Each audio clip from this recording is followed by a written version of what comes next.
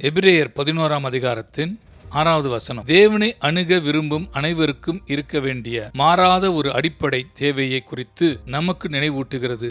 அந்த வசனம் இவ்வாறாக சொல்கிறது: விசுவாசம் இல்லாமல் தேவனுக்கு பிரியமாயிருப்பது கூடாத காரியம். ஏனென்றால் தேவனிடத்தில் சேருகிறவன் அவர் உண்டென்றும் அவர் தம்மை தேடுகிறவர்களுக்கு பலன் அளிக்கிறவர் என்றும் விசுவாசிக்க வேண்டும். அதை கவனியுங்கள். விசுவாசம் இல்லாமல் தேவனுக்கு பிரியமாயிருப்பது கூடாத காரியம். நாம் தேவனால் ஏற்றுக்கொள்ளப்பட வேண்டும் என்றால் விசுவாசம் அவசியமானது. தேவனிடத்தில் வருகிற எவரும் அவரை விசுவாசிக்க வேண்டும். அது தேவனுடைய மாறாத ஒரு தேவையாக இருக்கிறது. மேலும் நாம் 2 விஷயங்களை விசுவாசிக்க வேண்டும். தேவன் இருக்கிறார் என்றும் தம்மை தேடுகிறவர்களுக்கு பலன் அளிக்கிறவர் என்றும். இப்போது நம்ம பலருக்கு தேவன் இருக்கிறார் என்று நம்புவதில் பிரச்சனை இருக்காது. நாம் அதைத்தான் நம்ப வேண்டும் என்றால் நாம் நிபந்தனைகளை நிறைவேற்றியிருப்போம். ஆனால் அது மட்டுமல்ல, தேவன் இருக்கிறார் என்பதை மட்டுமல்ல, அவர் தம்மை தேடுகிறவர்களுக்கு பலன் அளிக்கிறவர் என்று விசுவாசிக்க வேண்டும். நீங்கள் அதை விசுவாசிக்கிறீர்களா? அதுதான் மிக முக்கியமான கேள்வியா. நீங்கள் சொல்லலாம், சரி, எனக்கு கோட்பாடு அல்லது இறையியல் அல்லது மத கொள்கைகள் பற்றி அதிகம் தெரியாது, நானும் அதே போன்ற விஷயங்களில் அதிக புத்திசாலியும் இல்லை. சரி, என்னிடத்தில் உங்களுக்கு ஒரு நல்ல செய்தி இருக்கிறது. இந்த வகையான விசுவாசம் முதன்மையாக கோட்பாடு அல்லது இறையியலுடன் தொடர்புடையது அல்ல. இது ஒரு தனி நபராகிய தேவன் மீதான நம்பிக்கை அல்லது திட நம்பிக்கையாகும். இது தேவனுடைய தன்மை, அவருடைய நண்பகத்தன்மை ஆகியவற்றின் மீதான நம்பிக்கையாகும். உண்மையாக தேடுகிறவர்களுக்கு பலன் அளிப்பார் என்று நீங்கள் நம்பியவரிடத்தில் வருகிறீர்கள். அது உண்மையில் மிகப்பெரிய இறையியல் அல்ல, அது தேவனை பற்றிய உங்கள் சொந்த தோற்றமே ஆகும். அதனால்தான் இந்த தொடர் போதனைகளின் ஆரம்பத்தில் தேவனை பற்றிய சரியான தோற்றத்துடன் தொடங்குவது மிக முக்கியமானது என்று சொன்னேன். அதுதான் விசுவாசத்தை உருவாக்குகிறது. தேவனுடைய நன்மையை விசுவாசிக்கிறோம், அவருடைய உண்மைத்தன்மையை விசுவாசிக்கிறோம், அவருடைய நம்பகத்தன்மையையும் விசுவாசிக்கிறோம். அதனால்தான் மறுபுறம் அவிசுவாசம் பாவமா இருக்கிறது. வேதம் இதை தெளிவாக சொல்கிறது. அவிசுவாசம் ஏன் பாவமா இருக்கிறது என்று சிலருக்கு புரியவில்லை. ஒரு அடிப்படை காரணம் என்னவென்றால், அவிசுவாசம் என்பது தேவனுடைய தன்மையின் மீதே அவநம்பிக்கையை ஏற்படுத்துகிறது. இது தேவனை குறித்த ஒரு பொய்யான கவர்ச்சியற்ற தோற்றத்தை உருவாக்குகிறது.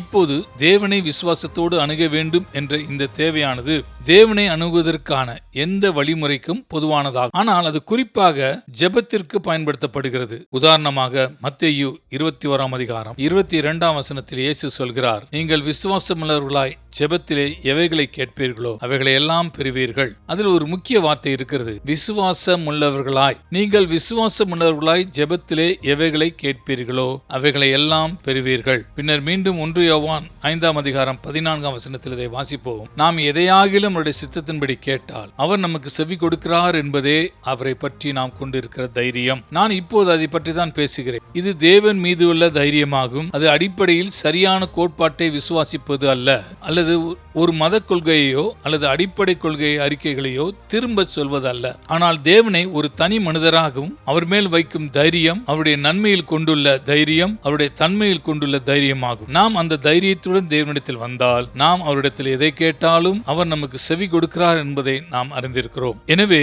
தேவன் மேல் இருக்கும் முழுமையான நம்பிக்கை மற்றும் தைரியமுள்ள அணுகுமுறையோடு கூட தொடங்குங்கள். ஒரு சிறு குழந்தை தனது பெற்றோரிடம் வருவது போல் இருக்க முயற்சி செய்யுங்கள். தனது பெற்றோர் நேசிக்கிறார்கள், எதை கேட்டாலும் அவற்றை செய்வார்கள் என்ற உறுதியுடன் இருப்பது போல் இருங்கள். அதுதான் விசுவாசத்துடன் தேவனை அணுகுவதற்கான அடிப்படையாகும். இறையியல் சிந்தனையிலிருந்து விலகிச் செல்லுங்கள். அது இறையியல் அல்ல. இப்போது பேசிக் கொண்டிருப்பது தேவனுடனான ஒரு தனிப்பட்ட உறவை பற்றிய காரியமாகும். அப்படியானால் தேவனை தைரியத்துடன் அணுகும் விசுவாசமாகிய நாம் பேசுகிற இந்த வகையான விசுவாசத்தை எவ்வாறு பெறலாம்? புதிய ஏற்பாடு நாம் தேவனை விசுவாசத்தோடு அணுக வேண்டும் என்று மட்டும் சொல்லாமல் விசுவாசம் எவ்வாறு வருகிறது என்பதையும் நடைமுறைக்கு ஏற்ற வகையில் சொல்வதற்காக தேவனுக்கு நன்றி செலுத்துகிறேன். இதை நாம் ரோமர் 10ஆம் அதிகாரத்தில் 17ஆவது வசனத்தில் காணலாம். இந்த வசனத்தை குறித்துக் கொள்ளுங்கள். இது முக்கியமான வசனங்களில் ஒன்றாகும். மருத்துவர்களால் என்னை குணமாக்க முடியாத போது அந்த வசனமே மருத்துவமனையிலிருந்து என்னை வெளியேற்றியது.